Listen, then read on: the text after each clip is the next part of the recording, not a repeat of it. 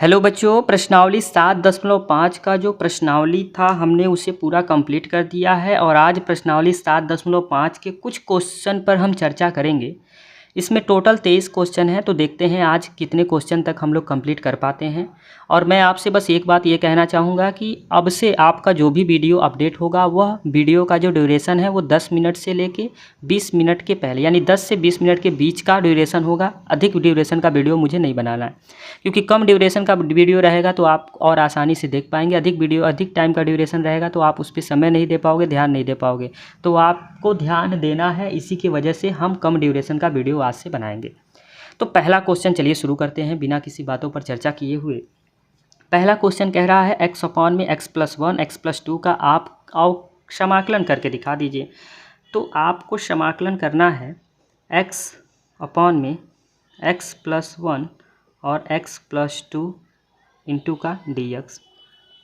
आपको पता है ये आंशिक भिन्न के रूप में परिवर्तित करके हल करना होता है। तो आप सबसे पहले क्या करेंगे, x अपॉन में x+1 और x+2।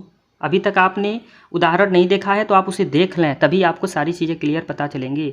आंशिक भिन्न में इसको बदलना होता है तो x+a x+b होता है, तो a अपॉन में लिख देते हैं x+a यानी x+1 और प्लस का b अपॉन में हो जाता है x+b यानी x+2। इसके बाद क्या करना होता है, हल करना होता है, यानी x अपॉन में ये हो जाएगा आपका x+1 और x+2। यही सेम कॉन्सेप्ट इधर हो जाएगा अगर आप लॉसो ले लें तो x+1 और x+2 लॉसो लेंगे तो x+1 से x+1 कटेगा, यानी x+2 का मल्टीप्लाई हम कर देंगे a में और प्लस x+2 से x+2 कटेगा तो x+1 का मल्टीप्लाई कर देंगे b में और यहाँ पर x+1 से x+1 कैंसिल, x+2 से x+2 कैंसिल। आपके पास क्या मिलेगा, x इज इक्वल टू में डायरेक्ट मल्टीप्लाई कर देंगे तो ax+2a प्लस का b x प्लस का b। अब आप इसको क्या करेंगे, क्रम में लिख लेंगे। x इज इक्वल टू में आपको मिलेगा a प्लस b और x इसमें और इसमें x को कॉमन कर लिए और बाकी जो बच रहा है 2a प्लस b लिख देंगे। x का गुणांक 1 है और यहाँ x का गुणांक ये है तो दोनों आपस में बराबर हो जाएंगे, तो a बराबर a प्लस b। तो आपको मिल जाएगा a बराबर में, b को उधर भेजेंगे तो माइनस का b इधर आके हो जाएगा a बराबर में, और बाकी 2a प्लस का b बराबर अगर 0 है तो a की जगह अगर रखते हैं तो 1 माइनस b प्लस का b इज इक्वल टू 0। तो आपको क्या मिलेगा, 2 माइनस का 2b प्लस का b इज इक्वल टू 0। तो आपको मिलेगा माइनस का b is equal to minus का 2, माइनस से माइनस कट जाएगा, b इज इक्वल टू आपको मिल जाएगा 2।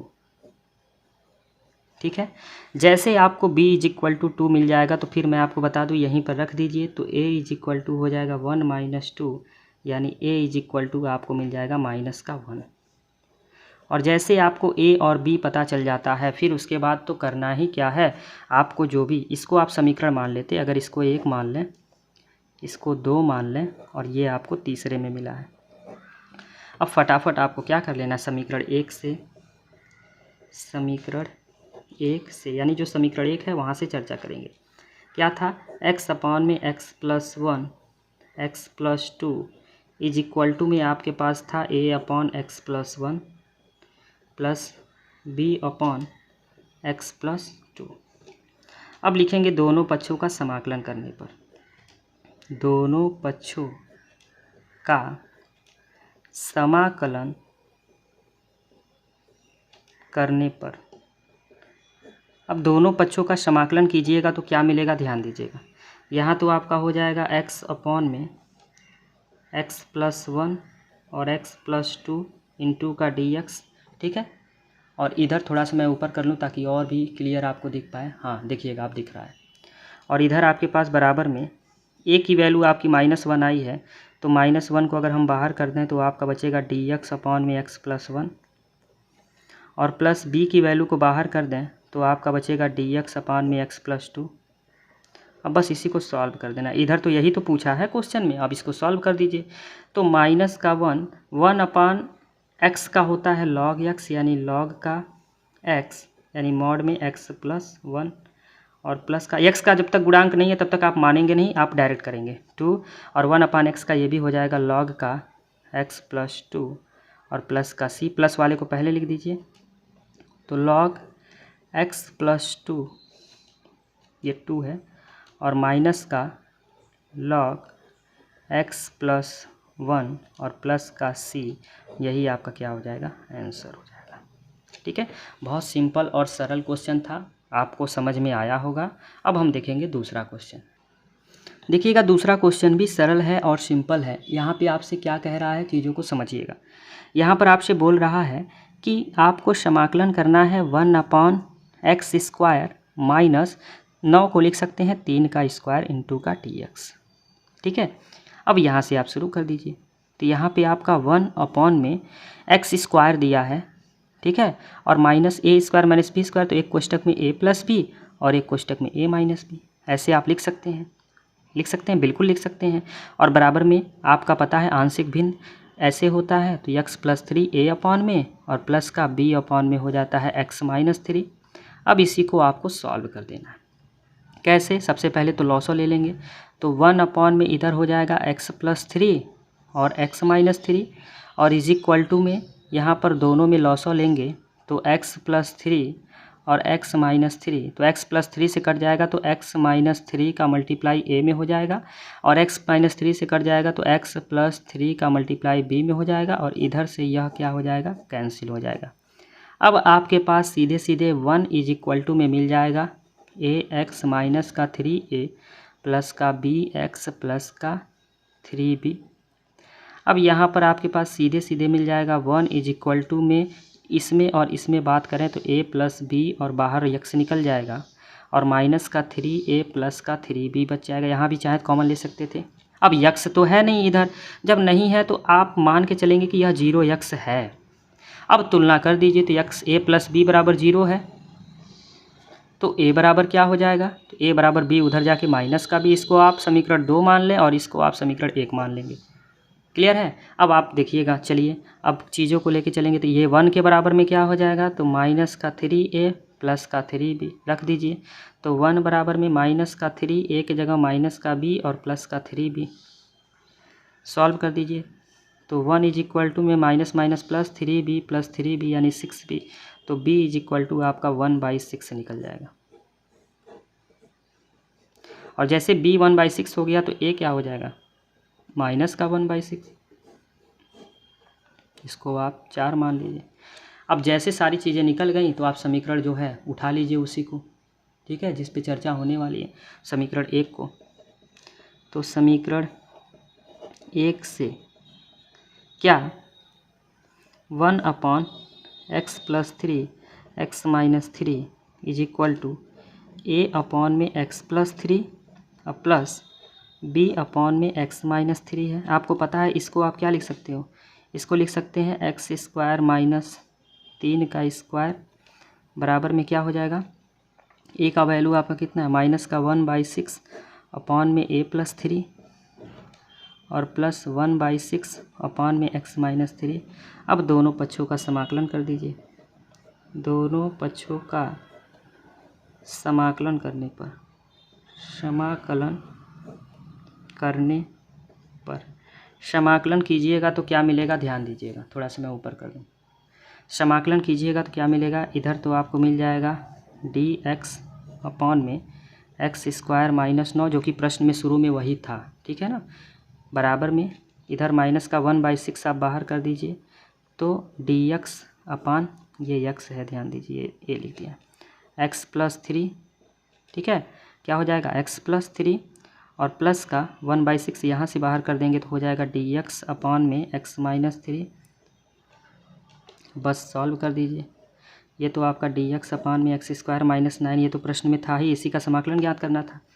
अब ये हो जाएगा माइनस का 1/6 लॉग, क्योंकि 1/x का लॉग होता है x प्लस 3, और ये प्लस का 1/6 लॉग x माइनस 3, और प्लस का लास्ट में क्या लग जाता है c।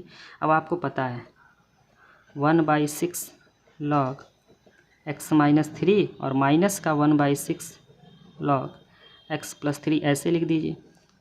आपको पता है log a log b 1/6 बाहर कर देंगे तो क्या हो जाएगा, log a minus log b, तो log a/b x minus 3 x plus 3 और प्लस का c, यही आपका क्या हो जाएगा। यहाँ पे आपने क्या यूज़ किया है, log a b is equal to log a minus b, a minus यहाँ पे देखिए, यहाँ पे मैं लिख दूँ log a minus log b, थोड़ा सा मैं इधर कर दूँ, इज इक्वल टू होता है लॉग ए अपॉन बी। इसी का हमने यूज़ किया है, ठीक है ना। तो ये आपका बहुत अच्छा क्वेश्चन था। अब हम बढ़ेंगे तीसरे क्वेश्चन की ओर। तीसरा क्वेश्चन देखिएगा, समय जो है 10 से अधिक हो ही गया है। तीसरा क्वेश्चन देख लेते हैं, फिर समय देखेंगे, बचेगा चौथा करेंगे।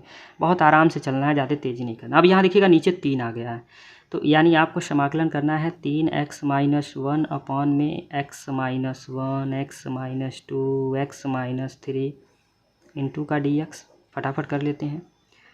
तो 3x माइनस 1 अपॉन में x minus 1 x minus 2 x minus 3 को आप आंशिक भिन्न में तोड़ेंगे तो हो जाएगा a अपॉन में x minus 1 plus b upon में x minus 2 plus c upon में x माइनस 3। इसी को आप समीकरण मान लीजिए। अब सॉल्व करेंगे तो ये तो आपका 3x माइनस 1 अपॉन में ये तो चलेगा ही x minus 1 x minus 2 x minus 3 is equal to में, अब ये सबके लॉसो ले लेंगे तो क्या मिलेगा x minus 1 x minus 2 x minus 3। x minus 1 हट जाएगा तो आपका यहाँ पे बचेगा x माइनस 2 x माइनस 3 और a प्लस का x माइनस 2 हट जाएगा तो यहाँ पे बचेगा x माइनस 1 x माइनस 3 का b और प्लस का x माइनस 3 हटेगा तो x माइनस 1 x माइनस 2 के साथ मिल जाएगा c। ये आपका सीक्वेंस चलेगा और बाकी इधर आपका ये तो कैंसिल हो ही गया, ये तो आपको पता ही है। अब देखिएगा क्या होगा, 3x माइनस का 1 इज इक्वल टू में आपको क्या मिलेगा, मिल रहा है x माइनस 2 x माइनस 3 का a plus x minus 1 x minus 3 का b plus x minus 1 x minus 2 का c। अब यहाँ आप मानेंगे, सबसे पहले x माइनस 2 बराबर 0 मान लो, x माइनस 2 बराबर 0, तो ये भी पूरा 0 और ये भी पूरा 0, बस यही बचेगा। तो x माइनस 2 बराबर 0 तो x बराबर 2 हो ही गया, क्योंकि माइनस 2 उधर जाके प्लस 2 बन जाएगा। तो अब 3x माइनस 1 बराबर केवल यही बच जाएगा, क्या, x माइनस 1 x माइनस 3 और b, बस 2 रख दो। तो 3 गुणे 2 माइनस 1 बराबर 2 माइनस 1 और 2 माइनस 3 b, यानी क्या मिल जाएगा, 3 दूना 6 में से 1 गया 5 बराबर 2 में से 1 गया 1 और ये माइनस 1 यानी माइनस का b, यानी b बराबर आपको मिल जाएगा माइनस का 5 2। अब जैसे b बराबर आपको माइनस का 5 मिल गया, ठीक है, अब चीज़ों को आप समझेंगे फिर क्वेश्चन को सॉल्व करेंगे। अब जैसे अब यहाँ पर जिस तरह से आपने x माइनस 2 बराबर 0 माना है, अब इसी तरह x माइनस 1 बराबर 0 मान लें तो x बराबर क्या हो जाएगा 1। क्यों x माइनस 1 बराबर 0, तो x माइनस 1 वाला जो है वो सब 0 हो जाएगा, बाकी ये बच जाएगा। तो अब आपके पास बचेगा 3x माइनस 1 बराबर में x माइनस 2 और x माइनस 3 का a। अब 3x माइनस 1 तो x की जगह 1 रख दीजिए, तो 3 into 1 minus 1 is equal to 1 minus 2 और 1 माइनस का 3a। ये हो जाएगा 3 एकम 3 और घटा दीजिए, तो 3 एकम 3 में से 1 गया 2 बराबर में माइनस 1 और माइनस 2 यानी माइनस माइनस मिल के यानी 2a, यानी a बराबर आपको 1 मिल गया। इसको आप तीसरा मान लीजिए। ऐसे आप और कर सकते हैं, c को लाना है तो c को लाना है तो x माइनस 3 बराबर 0 कर दो, यहाँ पर लिख लेंगे माना। इसी तरह आप यहाँ एक और चीज़ मानिए कि x माइनस 3 बराबर 0 पर क्या होगा, x बराबर 3, तो जो बचेगा 3x माइनस 1 और इधर आपका बच जाएगा x माइनस 1 x माइनस 2 और c, तो बस 3 रख दीजिए, 3 माइनस 1 3 माइनस 2, 9 में से 1 गया 8, यहाँ 2 बचा 2c, 4 बार में c बराबर आपको मिल जाएगा 4। ये हो गया आपका चौथा। अब आपके पास सब a b c मिल चुका है, थोड़ा सा मैं ऊपर कर दूं, a b c जैसे मिल गया तो बस फटाफट आप क्या कर देंगे, समीकरण 1 से, समीकरण 1 से, समीकरण 1 आपका था क्या, समीकरण 1 आपका था कि 3x माइनस 1 अपॉन में x minus 1 x minus 2 x minus 3 ये था, और बराबर में आपके पास क्या, a अपॉन में x माइनस 1 b अपॉन में x माइनस 2 c अपॉन में x-3 यही था। फटाफट आपको क्या कर लेना, आप हल कर लेना, सॉल्व कर लीजिए फटाफट। तो दोनों पक्षों का समाकलन कर लेते हैं। दोनों पक्षों का समाकलन करने पर, अब दोनों पक्षों का समाकलन कीजिएगा तो क्या मिलेगा, इधर तो आपको जो प्रश्न में पूछा है वही आ जाएगा, x-1 x-2 x-3 यही पूछा था। और इधर a का वैल्यू रखेंगे 1, तो 1 का कोई मतलब नहीं, यानी 1/x-1 ही बचेगा इंटू का dx, प्लस का b है मतलब माइनस का 5 बाहर कर देंगे तो इधर का क्या बचेगा, dx अपॉन में x-2, और प्लस c 4 को बाहर कर देंगे तो आपका बचेगा dx अपॉन में x-3। अब इसी को सॉल्व कर दीजिए फटाफट, आपका क्या आ जाएगा, रिजल्ट आ जाएगा। तो देखिएगा 1/x क्या होता है, log x, माइनस का 5 ये भी हो जाएगा log x-2, और ये भी हो जाएगा प्लस का 4 log x-3 और प्लस का c, यही आपका क्या हो जाएगा, आंसर। तो वीडियो का ड्यूरेशन लगभग 15 मिनट हो ही गया है, एक वीडियो और बनाएंगे तो 20 प्लस हो सकता है। तो बस 3 क्वेश्चन ही रखते हैं, क्या ज़रूरी नहीं है कि आप जल्दीबाजी में करें। आज बस 3 क्वेश्चन देखिए, कल थोड़ा सा स्पीड और बढ़ाएंगे, 4-5 क्वेश्चन करेंगे, ऐसे 3-4 लेक्चर में ये प्रश्नावली आपका समाप्त हो जाएगा। ठीक है, तो मुझे उम्मीद है कि आपको यह तीनों क्वेश्चन बहुत बेहतर समझ में आया होगा। तो आपको करना क्या है, क्लास 12th में पढ़ने वाले जो भी आपके मैथ के सहपाठी हैं उन तक आप यह वीडियो पहुँचाइए ताकि वह भी इस वीडियो का लाभ उठा पाएँ। धन्यवाद।